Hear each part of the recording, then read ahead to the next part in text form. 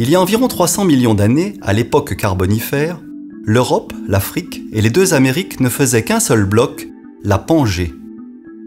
Une grande chaîne de montagnes, la chaîne hercynienne, en proie à une forte érosion, barrait une grande partie de l'Europe, en particulier au niveau des futures Alpes.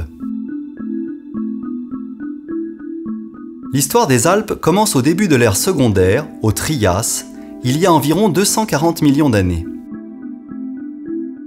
À cette époque, des mers peu profondes envahissent les domaines continentaux de l'ancienne chaîne.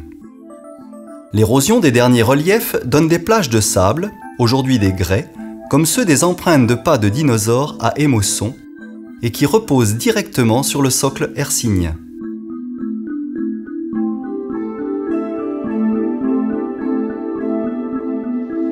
Ça et là, des lagunes s'individualisent, permettant des dépôts de gypse comme ceux que nous avons observés au col du Galibier.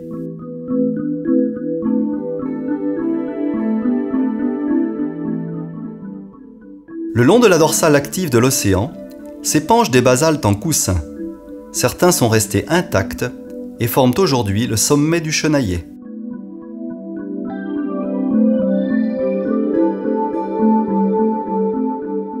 Pendant le Crétacé, l'histoire change de sens.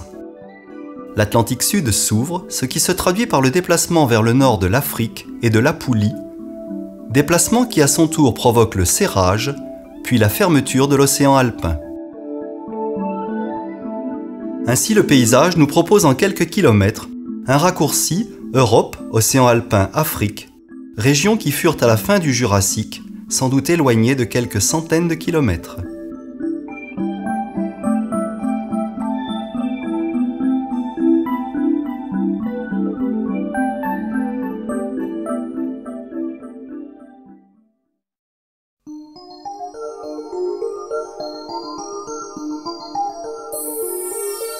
Les Alpes sont des montagnes jeunes, avec encore de nombreux reliefs à naître au gré des forces tectoniques et des soubresauts sismiques. En même temps qu'elles se soulèvent, l'érosion réalise son travail de sape. Les glaciers usent et rabotent sommets et vallées. Ça et là, ils déposent leurs moraines, que les eaux de ravinement façonnent parfois en paysages insolites.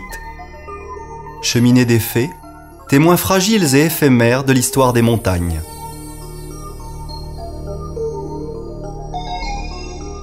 Torrents et rivières prennent le relais des eaux de ruissellement et charrient vers la mer les produits d'érosion de la chaîne. Nouveaux sédiments qui à leur tour entreront, qui sait, dans une future chaîne de collision.